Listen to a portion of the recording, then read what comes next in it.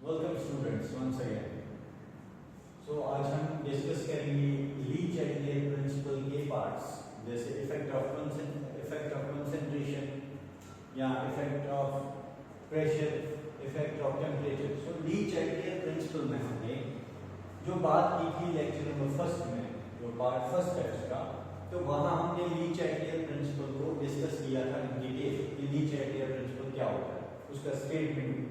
फिर देखा था हमने कि कंसंट्रेशन को अगर हम वेरी कराए या कंसंट्रेशन को अगर हम चेंज कराए तो इक्विलिब्रियम अपने आप को किस डायरेक्शन में लेके जाता है ताकि उस चेंज के स्ट्रेस को, ताकि जो उसके ऊपर पड़ा हुआ स्ट्रेस हो उसको कैसे मिनिमाइज किया जा सके। So that was first part of the lecture.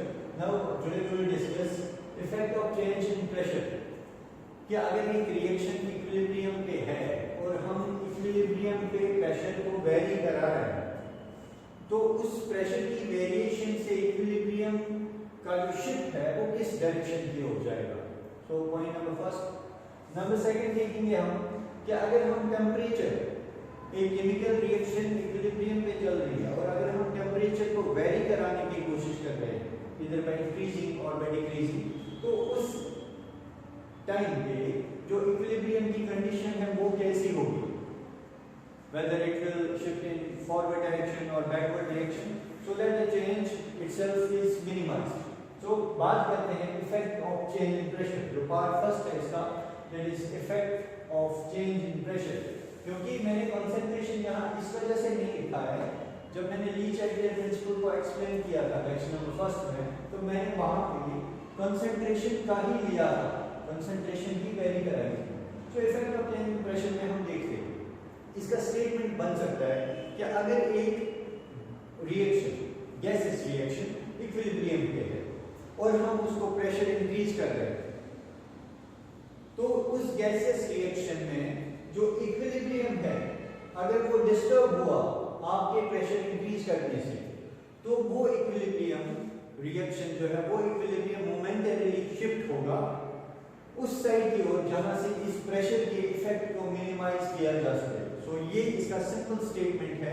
Effect equilibrium is subjected to an increase in pressure, the equilibrium will shift in the direction that decreases the effect of pressure. So example मैं आपको देता हूं। For example मेरे पास दो reactants हैं A plus B और ये देते हैं आपको product C। So if I have two reactants A and B converted into product C। एक चीज आपने बच्चों जो है वो ध्यान में रखना है, that is जो आपका प्रेशर है एक सिस्टम का, that is directly proportional to number of moles। इसका मतलब जहां ज्यादा नंबर ऑफ मोल्स है वहां प्रेशर ज्यादा होगा, जहां लेस नंबर ऑफ मोल्स है वहां जो आपका प्रेशर है वो लेस होगा। तो हम बात करते हैं, ये रिएक्शन हमारे सामने है, गैसेस रिएक्शन है। सो ये जो रिएक्शन है इस गैसेस नेचर, मतलब गैसेस रिएक्शन इसमें रिएक्टेंट्स और प्रोडक्ट्स आपके जो है वो गैसेस स्टेट में एग्जिस्ट कर रहे हैं। तो अगर इस रिएक्शन में हम देखें कि मैं अभी इक्विलिब्रियम पे आ जाऊंगा कि प्रेशर इंक्रीज करेंगे तो क्या होगा, लेकिन उससे पहले एक इंपॉर्टेंट बात आपको बताऊंगा कि जिस साइड ज्यादा नंबर ऑफ मोल्स होंगे उस साइड प्रेशर ज्यादा होगा। ये आपने फर्स्ट एंड फॉरमोस्ट बात जो है ये याद रखनी है। Lesser the number of moles laser will be the pressure, greater the number of moles greater will be the pressure. तो इसका मतलब है A और B के नंबर ऑफ मोल्स, यहाँ A और B के मोल्स हैं दोनों के, तो इसका मतलब यहाँ ज्यादा नंबर ऑफ मोल्स होंगे, ये will be more number of molecules, ठीक है, मोर नंबर। तो अगर मोर नंबर है तो प्रेशर क्या होगा, ऑब्वियसली ज्यादा। और अगर C की ओर देखेंगे यहाँ होगा लेस नंबर ऑफ मोल्स, जब लेस नंबर ऑफ मोल्स होगा तो प्रेशर भी क्या होगा, लेस। सिंपल लॉजिक है ये। तो इसके बाद हम देखते हैं अगर हम इसी रिएक्शन में अब हम प्रेशर को इंक्रीज करते हैं। For instance we increase pressure क्या करते हैं हम यहाँ मान लो आप इस रिएक्शन में प्रेशर को इंक्रीज कर रहे हैं। अगर हम प्रेशर को इस साइड इंक्रीज करेंगे, for instance if we increase the pressure on reactant side, तो यहाँ ऑलरेडी नंबर ऑफ मॉलिक्यूल्स ज्यादा थे, ज्यादा प्रेशर था, अब हम और कर रहे हैं और इंक्रीज कर रहे हैं। जब हम इंक्रीज करेंगे और प्रेशर, तो यहाँ प्रेशर ज्यादा बढ़ेगा। इसका मतलब पहले जो प्रेशर था वो इक्विलिब्रियम में था, मतलब रिएक्शन इक्विलिब्रियम पे थी, मतलब रेट ऑफ फॉरवर्ड रिएक्शन आपकी रेट ऑफ बैकवर्ड रिएक्शन दोनों बराबर थे। लेकिन अब जो हमने प्रेशर रिएक्शन में इंक्रीज किया तो उससे इक्विलिब्रियम डिस्टर्ब हो गया। अब जो आपने ये प्रेशर इंक्रीज किया तो इस केस में अगर रिएक्शन यहां जाएगी तो ए और बी नंबर ऑफ मोल्स ज्यादा है, ये किसमें कन्वर्ट हो जाएंगे? सी में। तो अगर आप प्रेशर इंक्रीज कर रहे हैं तो रिएक्शन किस डायरेक्शन में जाएगी? उस डायरेक्शन में जहां से प्रेशर के इफेक्ट को जो है मिनिमाइज किया जा सकेगा।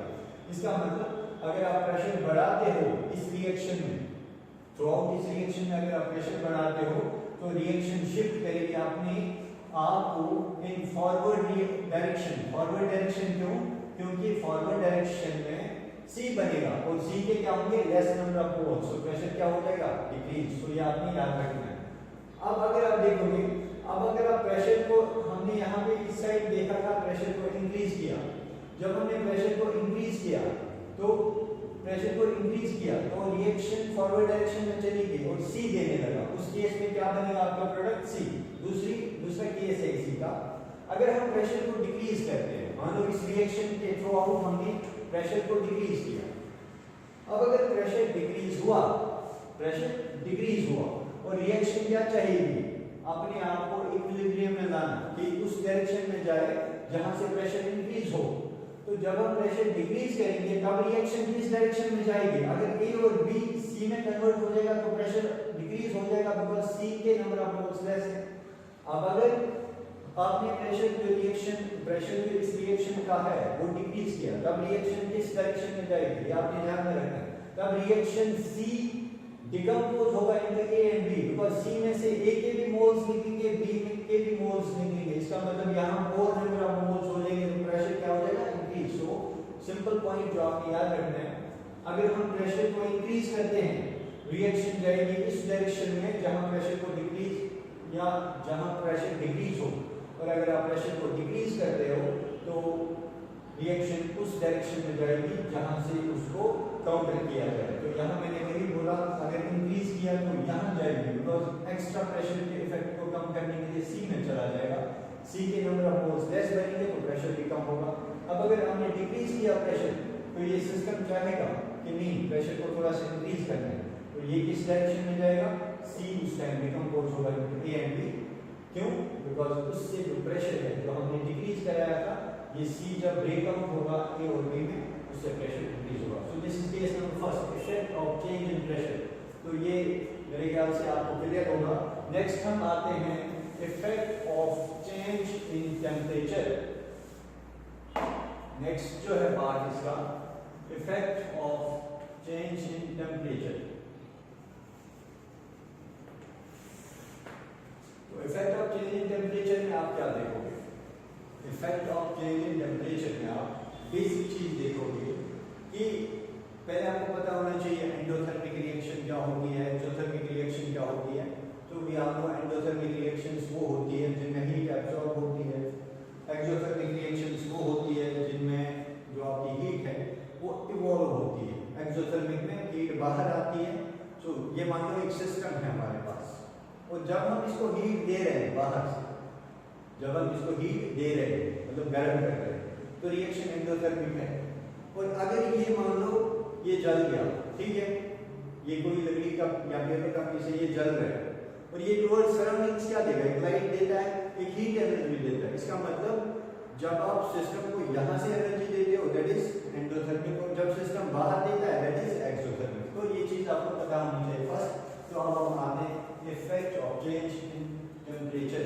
अगर टेम्परेचर चेंज करो आप एक रिएक्शन का तो क्या होगा? मान लो बेटा हमारे पास एक रिएक्शन है x + y gives z।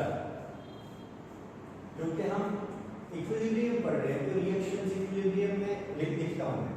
मान लो हमारे पास रिएक्शन है x + y, हमारे पास दो रिएक्टेंट है and these get converted into z। बनने के साथ साथ ये जो है थोड़ा सा हीट भी इवॉल्व करता है टुवर्ड्स सराउंडिंग्स। इस रिएक्शन में x और y कंबाइन होते हैं, प्रोडक्ट क्या देते हैं Z, और साथ में हीट इवॉल्व होती है टुवर्ड्स सराउंडिंग्स। तो ऐसे केस में हम क्या करेंगे, ऐसे केस में क्या देखा जाएगा?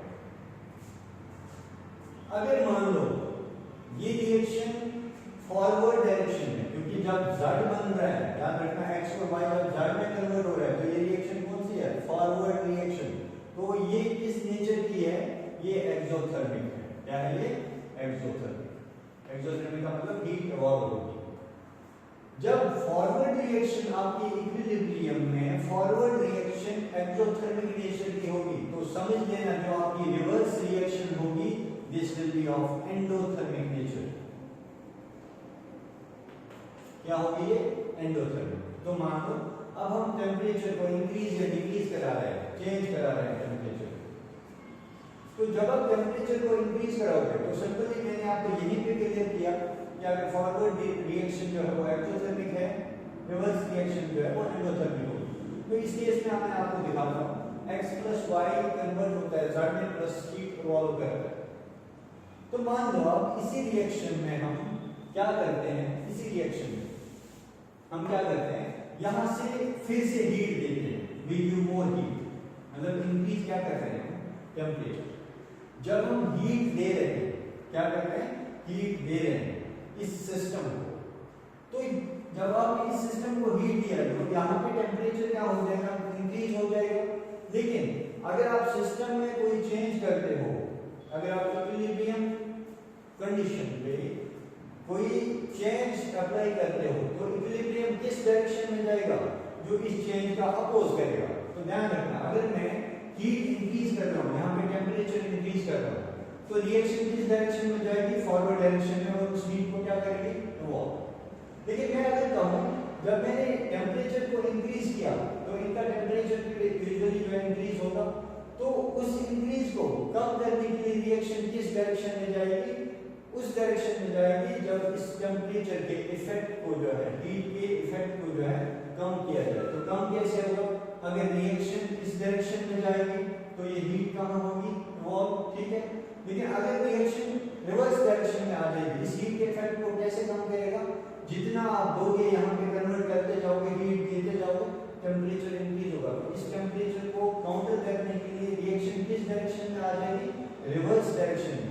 बिकॉज रिवर्स डायरेक्शन में जो रिएक्शन आपकी होगी वो किस नेचर की होगी? ये एक्सोथर्मिक है। रिवर्स में क्या होगी? एंडोथर्मिक। इसका मतलब जो आप फिर हीट दोगे वो रिएक्शन मिक्सचर उस हीट के इफेक्ट को, टेम्परेचर के इफेक्ट को काउंटर करने के लिए यूज करेगी।